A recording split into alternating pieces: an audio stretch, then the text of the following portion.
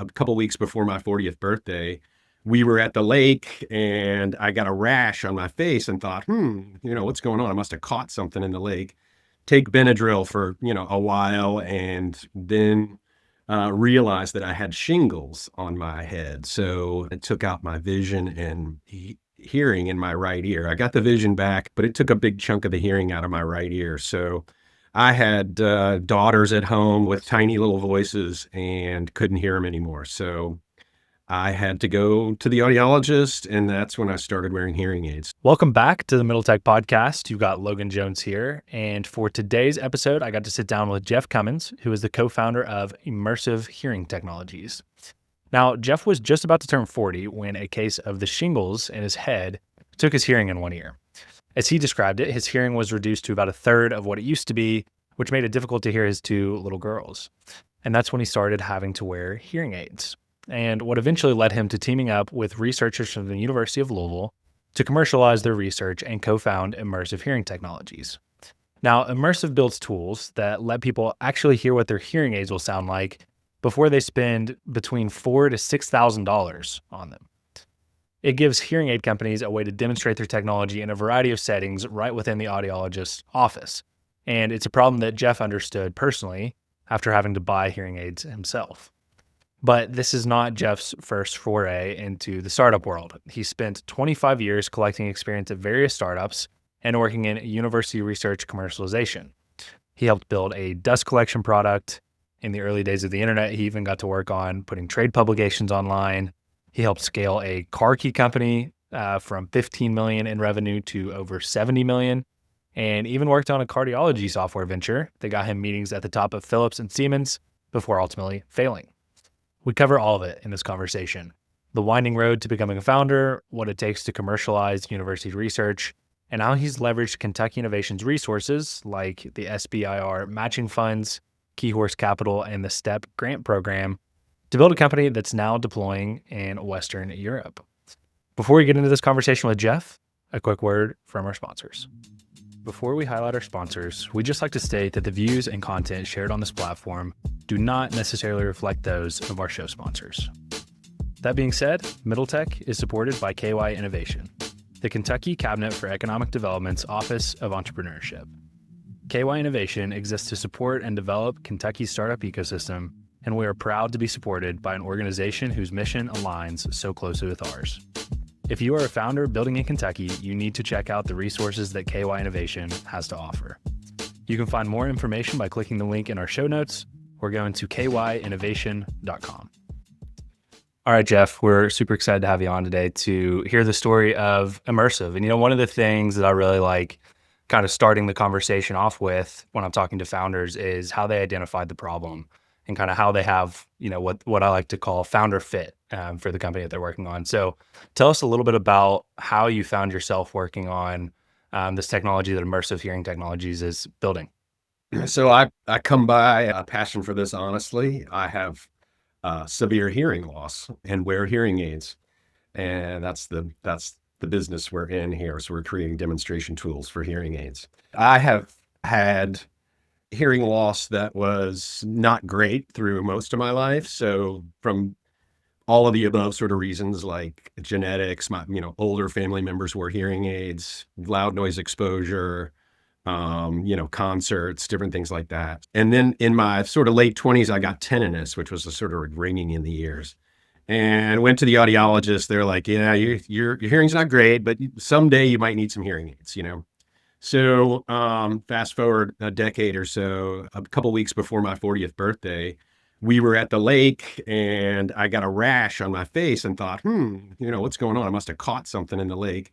Take Benadryl for, a while and then realized that I had shingles on my head. So I got shingles in this top part of my head and it took out my vision and hearing in my right ear. I got the vision back but it took a big chunk of the hearing out of my right ear. So I had daughters at home, little girls about this tall, with tiny little voices and couldn't hear them anymore. So I had to go to the audiologist, and that's when I started wearing hearing aids. So, and I guess I've been in hearing aids for, 13 years or so now. So, Yeah, I'm sure it's, you mentioned kind of being told that likely you're going to face some hearing loss, but actually facing it earlier than you expected. I mean, what's that like to kind of have a sense and one of your senses taken away in a way like that? I mean, I'm sure that just is a kind of a wake up call of like, wow, how you take it for Well, granted while you have it, and then you don't have it, and it's like, oh man, you miss you it. really, yeah. I mean, obviously, it's not ideal, but it's fortunately, you have four other senses, which is nice, and there are solutions. So hearing aids can help. Hearing aids are not like eyeglasses where they're sort of corrective. You go to the eye doctor the first time and you walk out into the parking lot and you're like, "Hey, there's leaves on the trees." That's great. And it sort of fixes your problem really well. Hearing aids are more of an assistive device, so they can help. They can help. Let's put it that way. And I sort of say, they help in a way. The way I express it sometimes is if I don't have my hearing aids in, I hear about a third of what you're saying. But if I have my hearing aids in, I hear two-thirds. So it's twice as good. So, Yeah, there you go. try to be optimistic about Well, it, right? absolutely, absolutely. Well, get into the story of meeting your co-founder in Immersive, Matthew Neal. Yeah. We'll get into talking to more of your background because you kind of have been all over the place with high growth startups and working in the innovation ecosystem. And there's a lot of good stuff we can talk about there. But you met Matthew when he was building a prototype for Immersive. So take us That's from right. that point on, how you kind of Yeah. identified what he was building on and saw the potential for it. Yeah. So Matthew Neal back in 23 was a research scientist at the University of Louisville, and he's a PhD in acoustics. He was working in the Department of Audiology and doing research funded by a company called Sonova. And he had spent the previous years, including back to the pandemic, sort of developing this three-dimensional audio rendering algorithm that was, very a clever way to sort of demonstrate sounds in three dimensions. But it turns out it's a really great way to demonstrate hearing aids. Well, he created a virtual reality system, virtual reality goggles with hearing aids with wires coming out of the back, and it was, sort of the first version of a way to demonstrate how hearing aids sound in different environments. So before that, I was an entrepreneur resident at the University of Louisville and poking around, doing a lot of different things that we might touch on here in a minute. But, some colleagues and people at the university were like, "Hey, you need to go talk to Matthew." A lot of people knew I wore hearing aids, and they said, "You need to go talk to Matthew Neal. He's doing something really cool over there." Well, I went, and I think people were telling Matthew, "Hey, you should talk to Jeff. If you have a commercial idea, he's a startup kind of guy." So we met. I went and went to their lab, and did the virtual reality scene, and with the hearing aids on, wires coming out. So this is an early prototype. And for me, there was just instant value proposition because the ability to sort of understand how a hearing aid's gonna help you is just a really helpful piece of information, right? The hearing aids are expensive, and it's a difficult sort of, purchase, right? And I liken it to, you're sort of spending, you have to make a decision that affects your whole family, really. Like I call it, you're making a decision to spend the summer vacation money on a device that's going to help you out, right? But it's not a common, everyday financial decision that you encounter. So being able to understand this, having bought a couple sets of hearing aids, that they're $4, $5, $6,000. So this is a big decision. So this initial, look at this technology was really, really impactful for me. I was like, oh yeah. So instant value proposition. I said, Matthew, this is interesting for me. So that was Well, sort of how we met. I'm excited to dig into the company a little bit more because you've got a lot of interesting stories from, your earlier career building other products to now building immersive technologies. And I got to actually test out the software whenever you guys were at Awesome Inc. Demo Day, and can immediately see the value of it for somebody that's trying to evaluate what types of hearing aids and how they're gonna, kind of help them out, stuff like that. But let's get into your road to being a founder. So you've had, kind of a 25-year tour through startups and fast growth companies. And there's some really interesting learnings I feel like we can pull out of there that we got to talk about during our intro call. So let's just kind of start it from the beginning. How did your career get get started, and then let's just kind of trace the thread through that led to where you are today. Yeah, well, you described it pretty well in that opening statement, I think, is you've sort of been all over the place.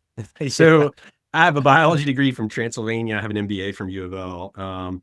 I thought I might be a doctor, but decided I didn't want to be around, sick people all the time. So I worked at the Department of Biochemistry at the University of Louisville for a little while. Then I became an engineer in dust collection for 6 years.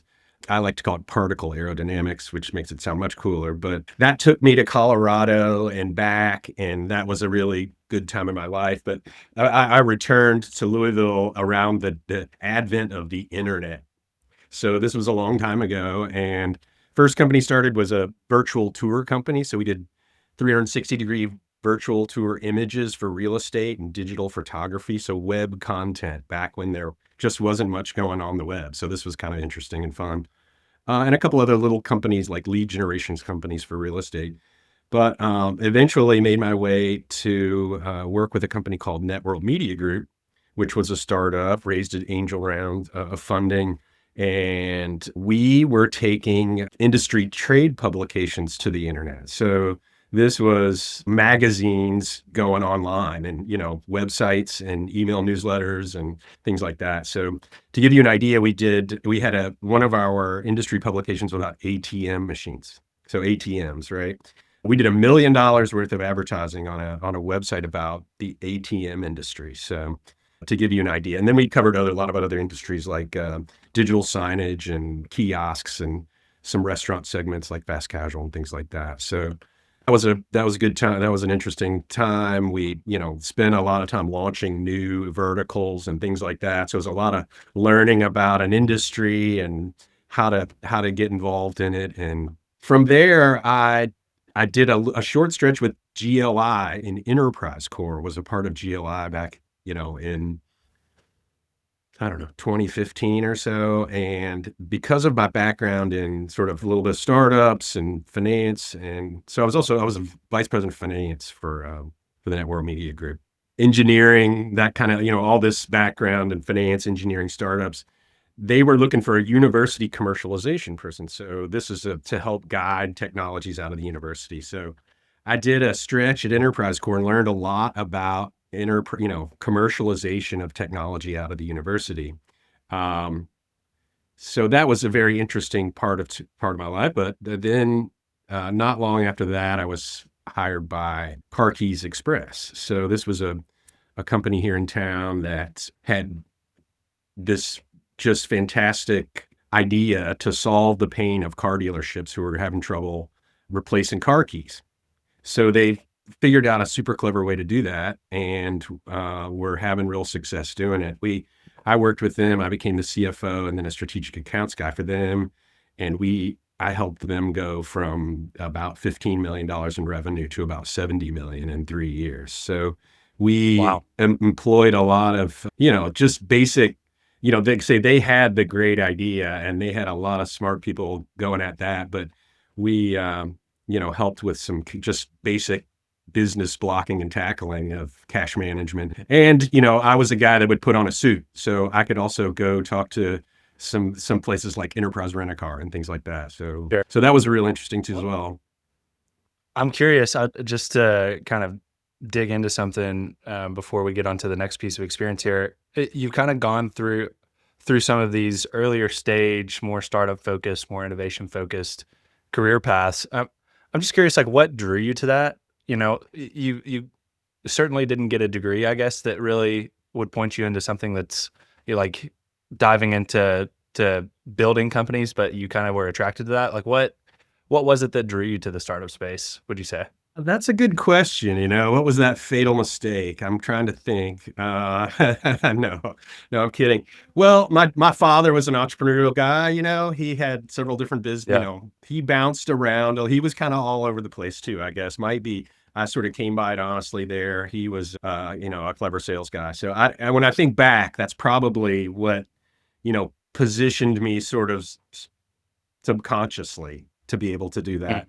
But I always just thought, I was just like doing things that I found interesting, which, I don't know if that's a blessing or a curse, right? So I found myself in interesting things to do, and Yeah. often that led to things that were innovative and startup-y, so Do you consider yourself more of a generalist, or do you lean it sounds like you lean more towards finance and sales, maybe some operations, but how do you kind of view your personal skill set? Do you try and kind of be able to contribute to multiple parts of the business, or do you typically focus on the finance and sales side of things? the more you mature, the more you know to stay in your lane, I guess. Sure. Y Yeah. you know? Yeah. And, that those are the places that I think I'm most qualified and do the best. I love talking to people. I love, technology. I love discussing problems and trying to solve them and value propositions and things like that, which is a lot of that sort of biz dev, salesy side. But I Yep. have training and interest in finance and things like that too. So that certainly doesn't hurt understanding the economics of the Absolutely. situation and how to plan and do things like that as well. This is Camden with Awesome Inc. We are proud to support and celebrate founders across the Bluegrass. Our Fellowship Startup Accelerator and 5 Across Pitch competitions have encouraged and equipped entrepreneurs for over a decade, helping create over 900 jobs for Kentuckians. Start something awesome with Awesome Inc. in 2026. Yeah, it definitely gives you some added depth in any sort of sales discussion when you can understand the finance and economic side of, kind of what your buyer's going through. But let's take us on into one of these other ventures that you're involved with, which is I believe it's a V Cardio. Correct me if I'm wrong on the name of that. No, that's right. Um, That's accurate. but yeah, but it sounds like a super interesting product that you guys were building. So walk us through, what you guys were building and kind of what happened with that venture. So as I said, I was an entrepreneur in residence at the University of Louisville, and that role is basically try to help faculty members and professors and university people who are spend their life building cool tests and science and things like that, help them commercialize that. Like how do you take that to the world, right? And that's a life of learning. But I was an entrepreneur in residence. I spent some time working with lots of different people. Well, I was introduced to a chemical engineering professor and Shahab Gafghazi, a cardiologist at the University of Louisville, and they had invented a technology that replaced a process where in interventional cardiology, there's a process where they stick a wire in your heart through a plug in an artery to figure out if you need a stent or not. So this is part of the process, but it's also a little risky and a little expensive and a little takes time and things like that. So they came up with they were working on a very clever way to use two images of the heart, create a 3D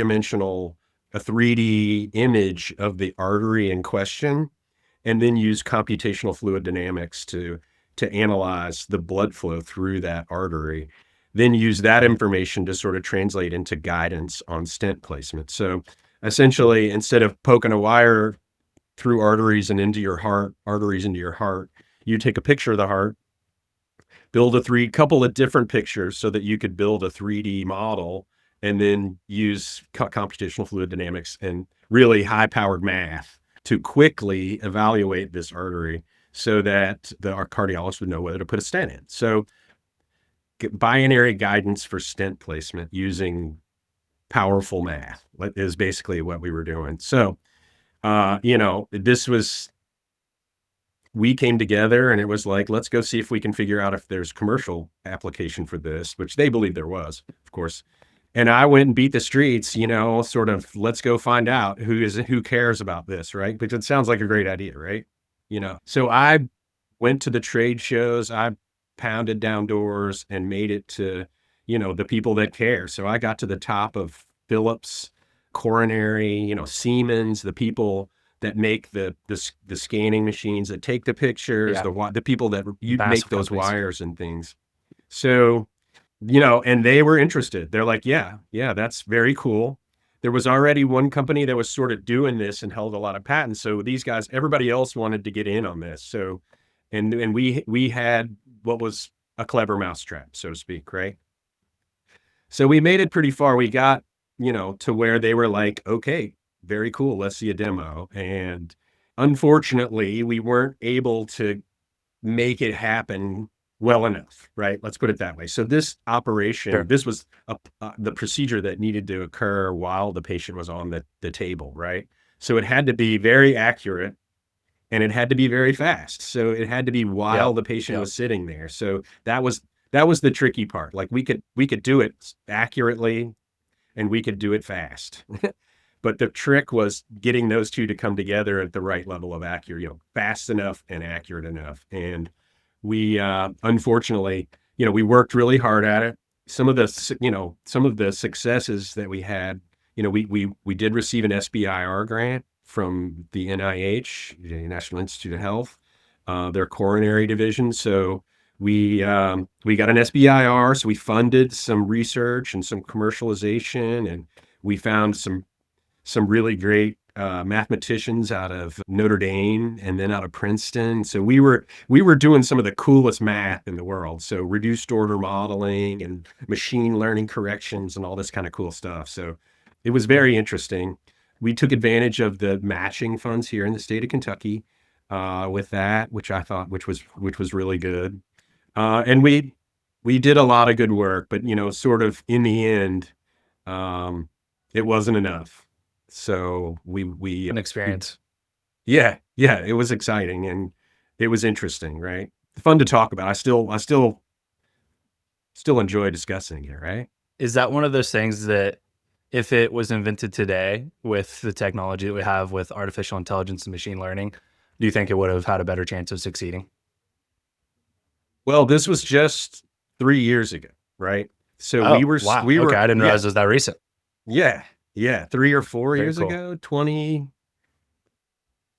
right? Or maybe 4 years ago, we started that. Interesting. So Very cool. we were on the front side of the AI. So we were doing reduced order modeling and machine learning correction. So AI is a lot of stuff. Machine learning is one of the practical applications of sort of they call AI. So we had the Mhm. beginnings of that, right? Now we didn't have ChatGPT and some of these other models that are going on now. So it's a good question. Has it come that far in 4 years? And it's quite possible that in the very near Yeah, future, maybe. there is enough computing power. And I mean, that was another thing. Like we could also, if we had a big enough computer, we could do it, right? That was there's like all these factors that come together. So GPU, a stack of GPU, might be able to Yeah. do more and more. So it's a good question. Super And, interesting. I would say this technologies like that are in the future. So, Mm. we will all benefit from the ability for increased computing power and AI. One of the kind of common threads that I'm hearing throughout your career is, well, one of the main common threads is just you working in commercialization, trying to get university research out into the market. I'm curious just your perspective on that and the role that it plays in a startup ecosystem like Louisville's or like Kentucky's more broadly. We've had a lot of founders on the podcast that have commercialized research from the University of Kentucky.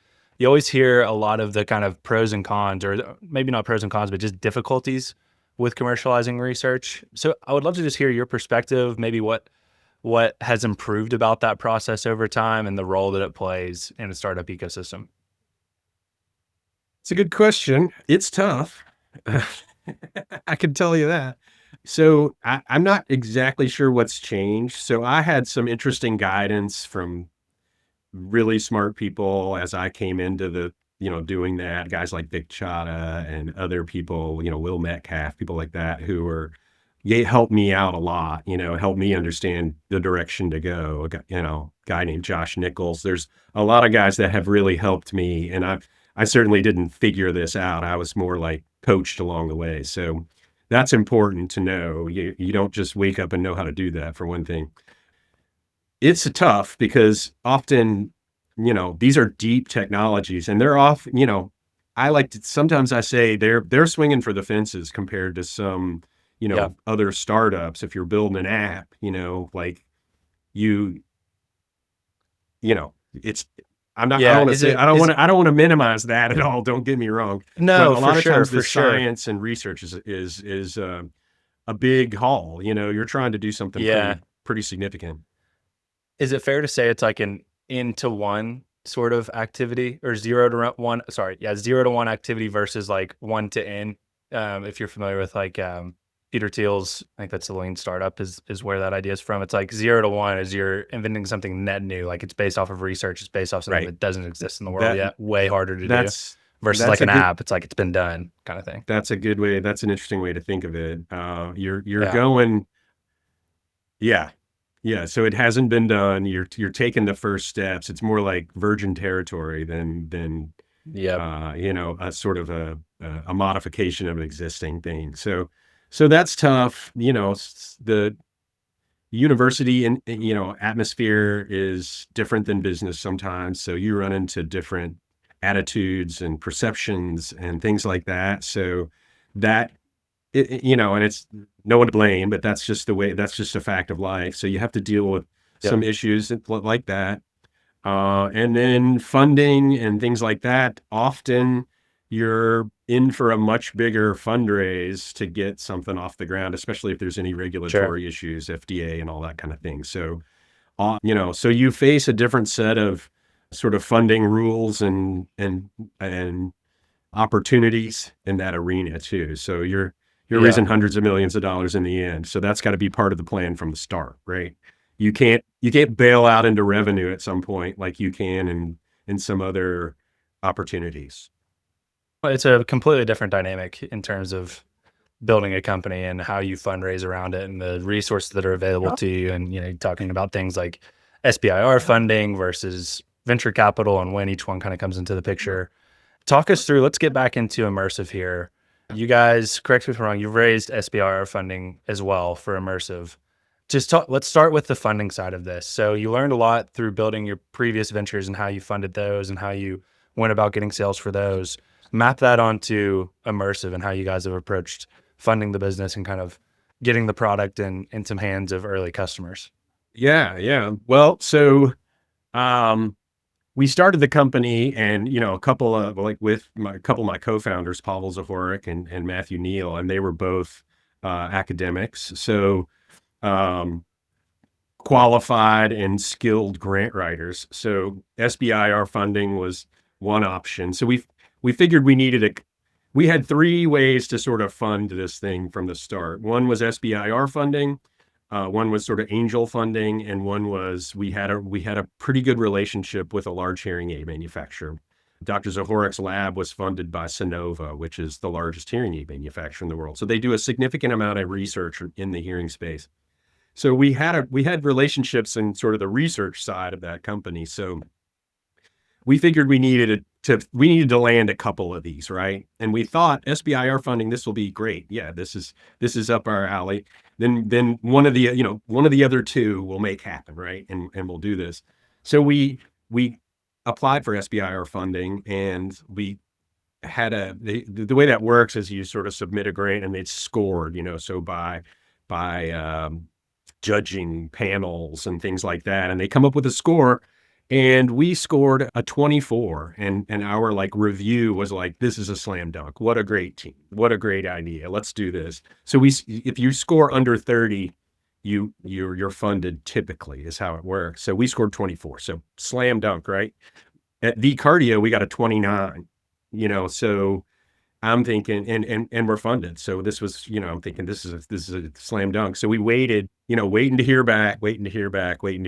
And ultimately we did not. And at the same time, we're working on our other two funding sources, right? But as part of that, I'm like, we got this great score, thinking this is awesome, right? Yeah. Well, Yeah. we get back, eventually 10, 11 months later, they come back and say, oh yeah, we're obligated to tell you at this point that you did not get funded.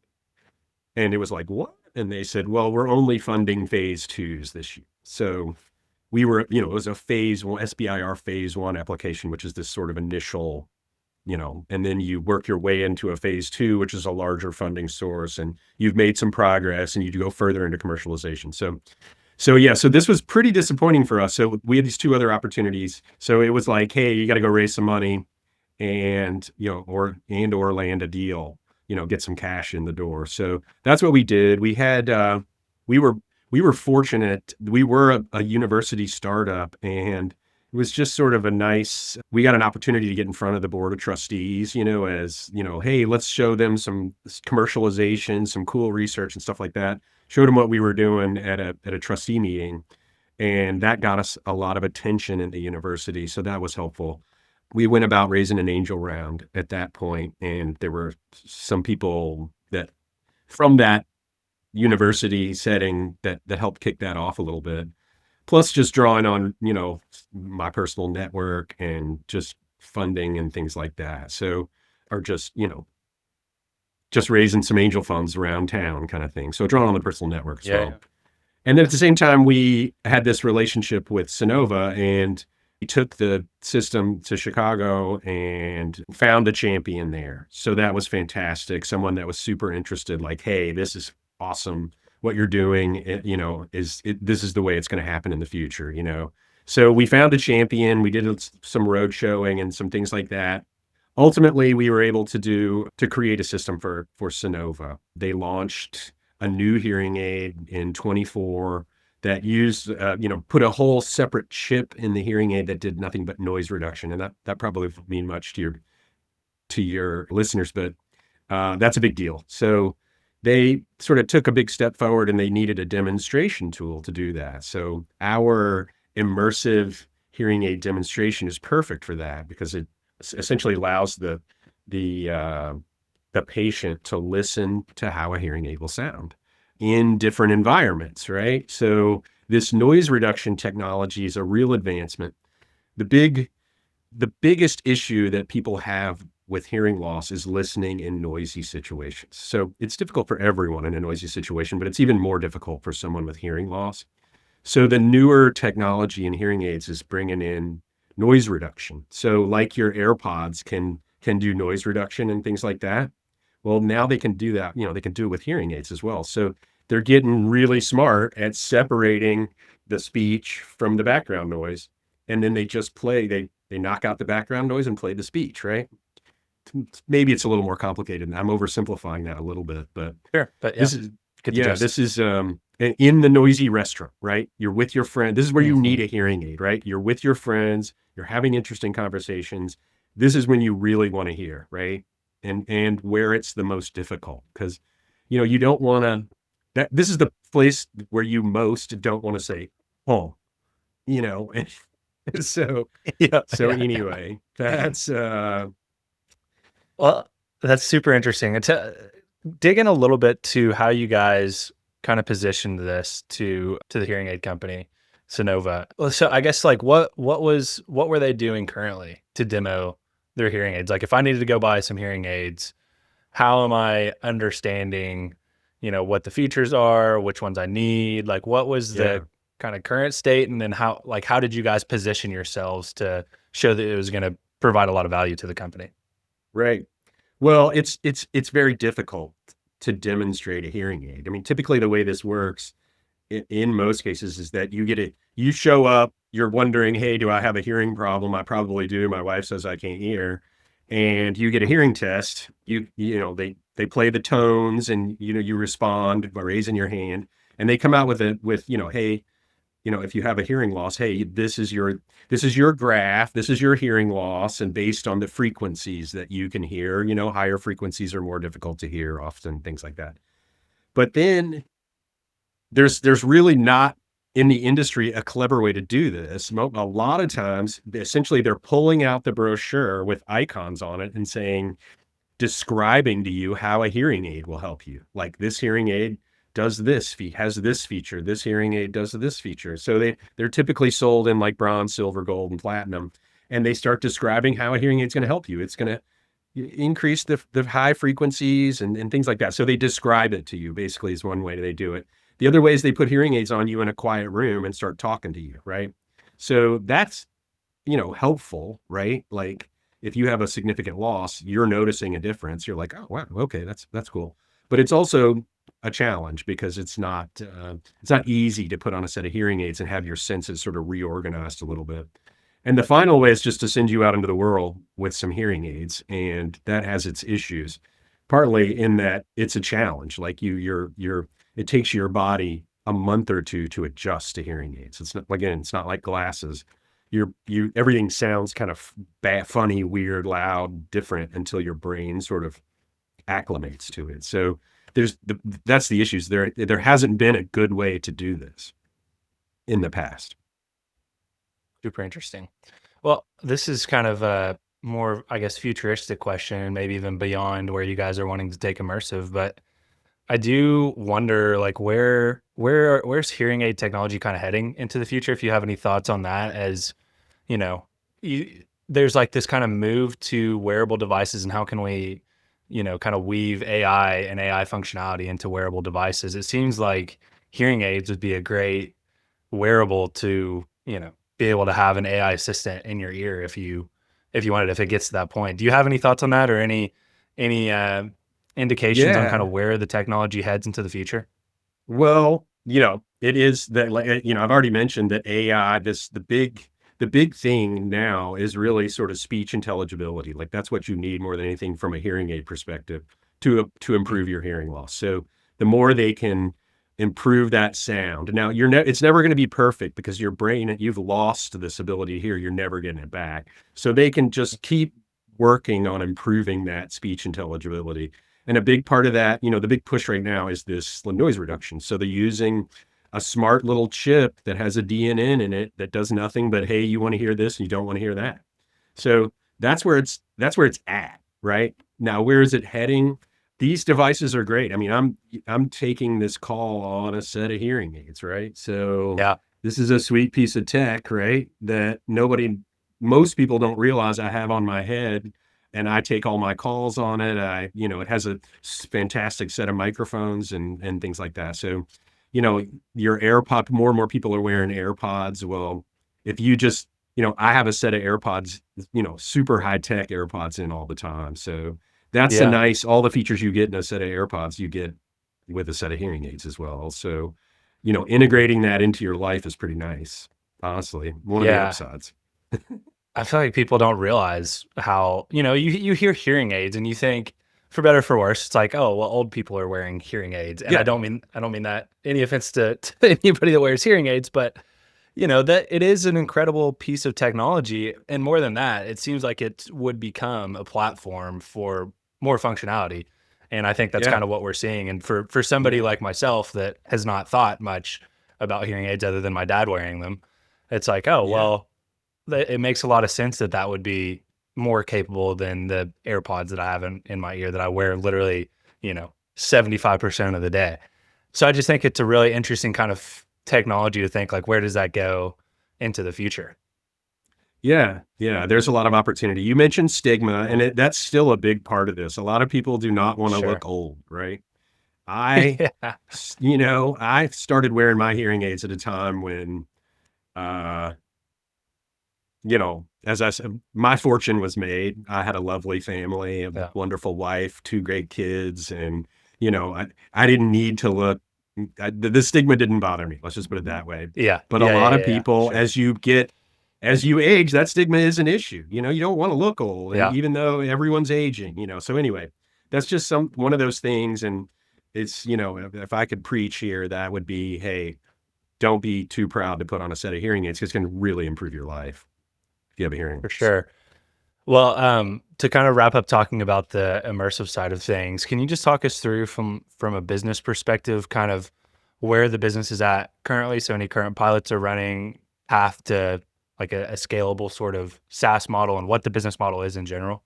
Yeah, yeah. So that is ultimately the business model is SaaS. So an audiology clinic would run our technology. What we're creating is a tool that helps audiologists sort of convince patients that it's a good idea to use hearing aids, right? So they get to listen to a Hmm. hearing aid in these different scenes.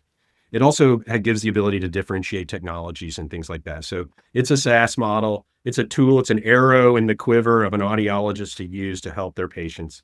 The current approach is there are, basically 5 main hearing aid manufacturers in the world, and they, drive this business largely. So we are working with them as, cooperation with them to get their hearing aids in our system and to provide applications for them to use to promote their devices and to help people sell their devices. So that's one sort of the top down. The bottom up is this SaaS subscription model to independent audiologists and the people on the street that, could use this. So the actual users. So we are, aggressively attacking both of those, right?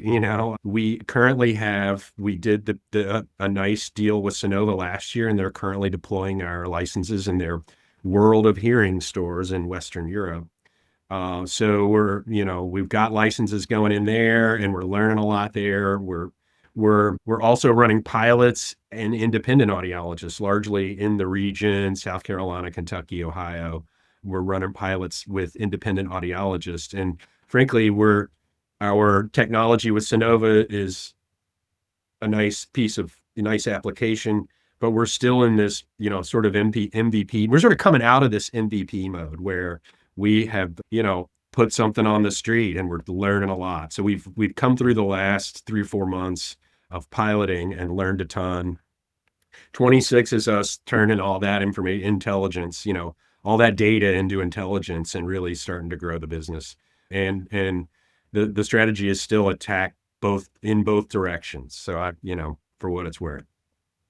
Super That makes exciting. sense. That's Can I answer your question? Yeah, absolutely. No, that's when the business really starts to get fun. When you kind of have gone through the MVP phase, you found a little bit of product market fit, you kind of see the path to building a scalable business. I mean, that's super exciting stuff. So congrats to getting to that point, because Thanks. getting there in and of itself is a really big deal for a business. To kind of end this section of it, I'm curious if there's any challenges that, like, what would be one of the main challenges that comes to mind that you feel like you guys have overcome, or main things that you kind of have learned through this phase of the business? And this can kind of be anything. It can kind of be something related to building the MVP or going to market or building the team, Yeah. finding funding, any of those things that kind of come to mind. I like trying to pull out, what is that thing that Well, has kind of stuck with you that you're taking out of this experience? yeah, positioning this as a pain, is something that I'm where my head is today. So initially you think of this as this wonderful tool that's going to help people, and wouldn't they just love to change what they're doing because this is helping, right? But you really have to position this as you have a pain, and I'm going to solve it. Yep. As wonderful as you think your tool is, and that people will just want to, obviously just, of course I'll want to use that, right? If people don't feel like they have a pain, like, hey, I've been doing it this way for 20 years, then they won't listen, right? So that's an important lesson that I've learned more and more lately. And I mean, I've been learning that lesson for a long time, right? But Yeah, I was gonna say that's a great one, because that's like when you try and commercialize research out of a university, like, a lot of the idea is still based around the research and the concept and the idea. But somebody like you kind of has to come in and say, okay, this is a great idea. How do we package that idea up? And this is like a lot of sales and marketing type of activity, but like, how do you package that idea up to show the pain that it's solving, to show the problem that it's solving, and then communicate that in the language of who that prospective buyer is going to be? And then you have to do the activity of figuring out who is the exact person that you need to be talking to, and how do you need to talk to them, and right. what are their incentives? And that's Yeah. like, it's one thing to get the idea and to develop the research. It's another thing to take that research and that idea and then take it to market. So I think that's a Exactly terrific right. one. That's exactly Yeah. right. And Yeah. that's, you don't want to minimize the difficulty of either of those, right? No, they're just fundamentally the different challenge. things. That's the challenge, Yeah. right? Yeah. Yeah. Well, let's get into this last section here, which is just building regionally, building in Kentucky. You went to Transylvania, got an MBA at Louisville. You got to go and spend some time in Colorado, but have largely spent most of your career and your life here in Kentucky. And there are just fundamentally different dynamics to building things here, whether it's building your network or building a company. So I'm just curious how you kind of view how a smaller ecosystem works. The two that I had on our note sheet here is just like how building a network, how building your reputation kind of functions here. But any direction you kind of want to take that, I'm curious your take on what the differences and kind of quirks of building in an ecosystem like ours. Yeah, that's a good question. It would be a better discussion if I had experience in a different environment, right? But I can Sure. tell you what Yep. my experience is, right? So I do believe that you have certain opportunities in Kentucky that you don't have in other places, right? And then you have certain challenges, obviously. So a personal network and a reputation can take you a little bit further here, as you mentioned. So that's Yep. important. So being a good guy, being a smart guy, being a smart person, and a community member, and all those things, carry weight here. So being part of the ecosystem and that kind of thing, helping your fellow co-founders, all those kind of things are helpful, and they pay back. They definitely pay back. So that's an important part of participating around here, right? Yeah. That's been one Um, of my favorite parts of, just to hit on that real quick. Been one of my favorite parts of having the privilege of being part of the startup community in Kentucky and doing this podcast is the podcast really was meant to shed light on people that we're building here, but more than that, be kind of a connective tissue between yeah, all the different founders, but the different ecosystems that kind of make up this region. Cause it's like Lexington startup ecosystem, Louisville startup ecosystem, Covington startup ecosystem. Any of those ecosystems on their own are not necessarily going to compete with like a Nashville or an Indianapolis. But if we can find a way to kind of link all of those through relationships and network, then, and think of it more of like the Kentucky startup ecosystem, that's where like I feel like we can, start to hold our own with yeah, other regional startup ecosystems. And you just yeah, see it's like a rising tide lifts all boats sort of mentality. yep, And I feel like Kentucky does that really well. Just all the yeah, different yeah. resources, all the different founders, like everyone wants to pour into that sort of idea.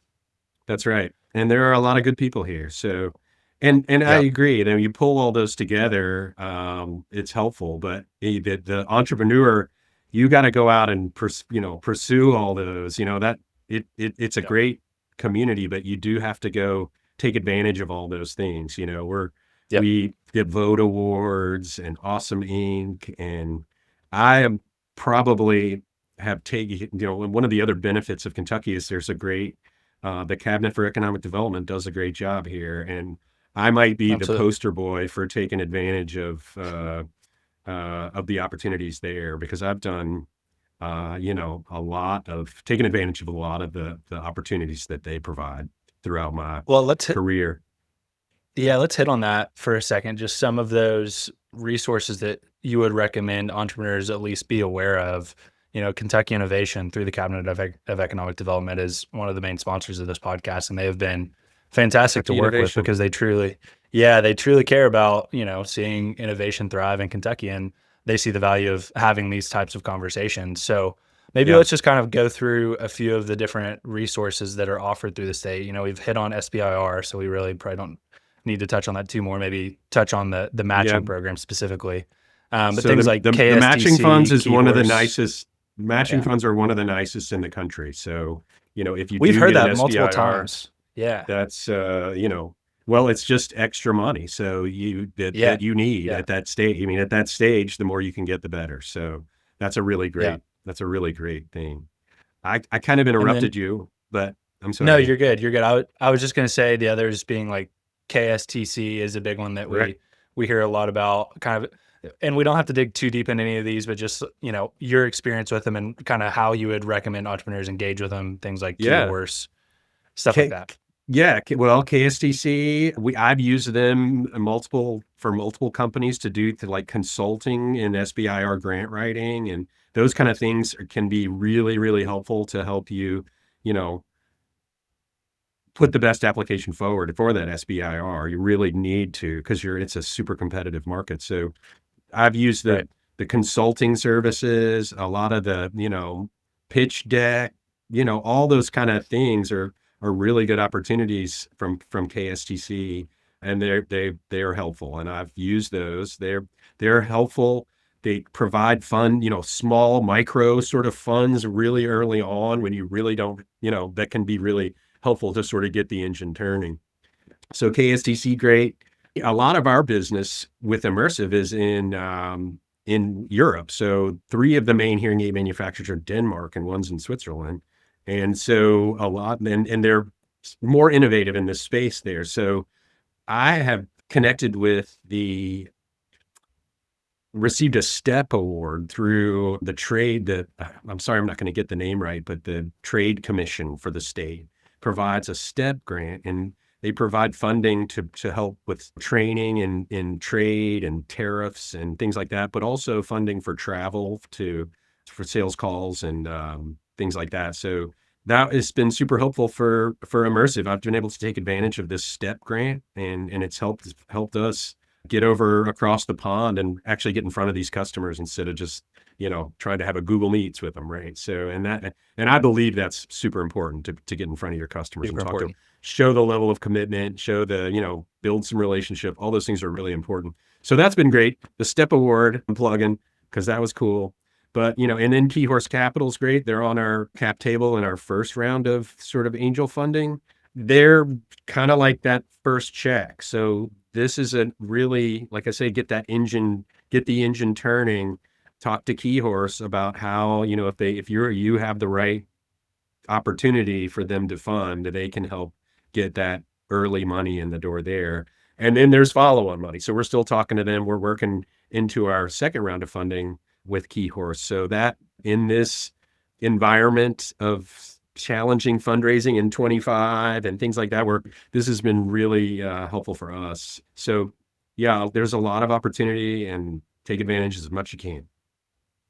Yeah, we always love giving Kelby specifically shout outs on this podcast. He just does a great job with representing Key Horse and representing founders in the state. It's really all great great stuff. If you're listening to this and you're a founder, I mean, we cannot recommend enough. Like, there are so many people and so many resources that want to see you succeed in the state of Kentucky. Go and take advantage of them. And if Yep. you're not sure where to start, reach out to a founder that's done it, like Jeff, or reach out to us, and we'll point you in the right direction. Well, as we wrap up here, always like kind of ending on a forward-looking statement about the company. So as you think about what's next for Immersive over the next, let's say, 3 to 5 years, you talked about kind of getting into this go-to-market phase, getting out of the MVP sort of thing, but kind of give us your vision as a founder of where you guys are headed in the near future here. Up and away, man. Up and away. So, That's what we love to hear. like you said, this go to market at this point, it's, execute. So let's get the revenue. Let's show the traction. We will very likely be scaling and fundraising to scale as we identify our ideal customer profile and our map and things like that. But it's, Yep. It's build. And we think that, there's a real opportunity to take a significant market share in this space in our industry and create some real value. Love it. So yeah, it's, keep taking one step in front of the next, right? And chugging along here. Here we go. That's what it's all about. Well, please do keep Mental Tech updated as you guys hit those milestones and keep growing. And we'd love to have you back on to hear an update down the road. Before we Yeah, let that'd you be go, great. we want to be sure to give you a chance to point listeners towards any channels they can keep up with either you or Immersive, or if there's any ways that listeners could get involved. If you guys start hiring, have any types of clients that if somebody knows somebody, they could point your way, just any sort of way you can plug and put our listeners to work to help you out, please do so. Yeah, well, we're going from that MVP stage, so we're building our promotional materials and websites and channels and all those things now. So largely we've been plugging along in LinkedIn because that's a pretty solid place to go for us. But Yep. that's part of our sort of go-to-market strategy and what we're really working hard on right now. So, Perfect. visit Immersive Hearing Tech in the next month or so would be great. We need audiologists. So if you know audiologists, we can help them. And we'd love to talk to Awesome. them and, help them out with some software. Sweet. Or at the very least, talk to them a little bit. Right. So Logan, I really appreciate you having me on. I thank you very much. It's been fun.